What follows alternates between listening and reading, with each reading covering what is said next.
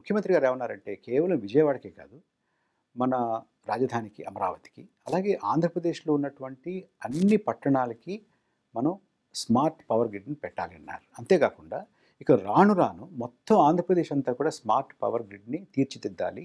దానికి మీరు ప్రణాళికలు సిద్ధం చేయండి అని ఫిజీతో చెప్పారు. ఫిజీ ఎలక్ట్రిక్ కార్పొరేషన్ తోటి. ఫిజీ ఎలక్ట్రిక్ కార్పొరేషన్ విద్యుత్ రంగంలో చాలా పెద్దదైనటువంటి సంస్థ అది.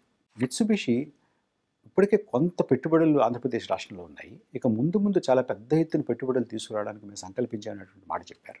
అంతేకాకుండా CSR activity, corporate social responsibility activity కూడా ఆంధ్రప్రదేశ్‌లో మొదలుపెట్టారు.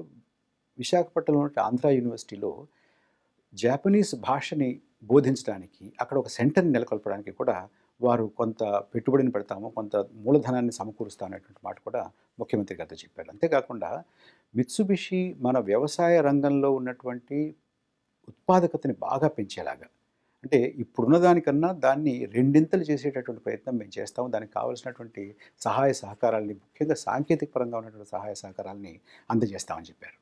అది అయిపోయిన తర్వాత సుమిటోమో మేము మొన్న వచ్చినప్పుడు, నవంబర్‌లో వచ్చినప్పుడు సుమిటోమో తోటి మనం 4 ఒప్పందాల మీద సంతకాలు చేసుకున్నాం.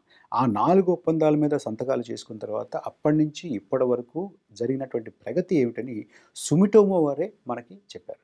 అప్పటికి ఇప్పటికి మేము గతంలో వచ్చిన తర్వాత మేము మాట్లాడుకున్న తర్వాత, ఆ మాట్లాడుకున్నప్పుడు వారు ఇచ్చినటువంటి కమిట్మెంట్స్ ఏమున్నాయో, ఆ కమిట్మెంట్స్‌ని ఇప్పటివరకు వారు ఏ కార్యరూపం దాల్చారు, ఎంతవరకు తీసుకొచ్చారు, ఎక్కడెక్కడ ఏమి చేశారు, వాళ్ళు అమలు చేస్తున్నటువంటి ప్రణాళికలు ఏంటి, లేదు అధ్యయనం చేసినటువంటిది ఏంటి, ఇవన్నీ కూడా చాలా స్పష్టంగా మాకు ఇంచుమించుగా ఒక రిపోర్ట్ ఇచ్చినట్టుగా చెప్పారు. ఇది కాకుండా ఇవాళ మరొక 2 చాలా ముఖ్యమైనటువంటి సమావేశాలు జరిగాయి. ఒకటి జైకా, రెండోది జేబీఐసీ.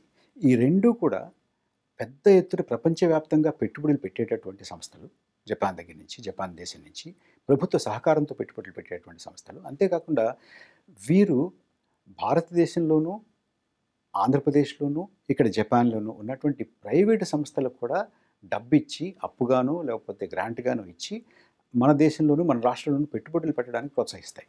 $35 బిలియన్ భారతదేశంలో పెట్టుబడులు పెట్టడానికి జపాన్ ఆసక్తి చూపించింది. ఆ $35 బిలియన్ ఎక్కువ భాగం, సింహభాగం ఆంధ్రప్రదేశ్‌కి వచ్చేటటువంటి అవకాశం ఉంది. మేము ఆ రకంగా ప్రోత్సహిస్తున్నాం అనేటువంటి మాట జైకా సీనియర్ ఎగ్జిక్యూటివ్ డైరెక్టర్ స్వయంగా చెప్పారు చంద్రబాబు నాయుడు గారితోటి, మా అందరితోటి, మా డెలిగేషన్ తోటి.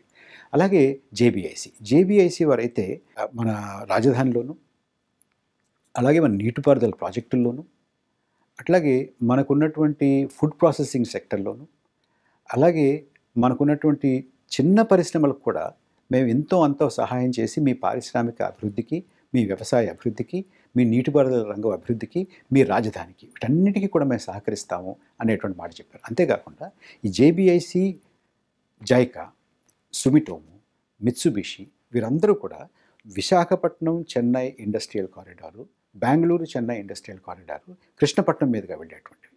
ఈ 2 కూడా వాటి మీద కూడా చాలా ఆసక్తి చూపించారు. ఇవాళ యోకోహామా పోర్ట్ ప్రెసిడెంట్ యోకోహామా నుంచి ప్రత్యేకంగా ముఖ్యమంత్రి చంద్రబాబు నాయుడు గారిని కలవడానికి టోక్యో వచ్చి మా అందరితోనూ కూర్చుని, మేము విశాఖపట్నం, కాకినాడ, కృష్ణపట్నం ఈ ఓడరేవుల్లో మేము పెట్టుబడి పెట్టడానికి, కేవలం ఓడరేవులను అభివృద్ధి చేయడమే కాకుండా ఓడరేవు చుట్టూ ఉన్నటువంటి నగరాలను అభివృద్ధి చేయడానికి, స్మార్ట్ సిటీస్‌గా డెవలప్ చేయడానికి కూడా మేము సహకరిస్తాము అనే మాట చెప్పారు.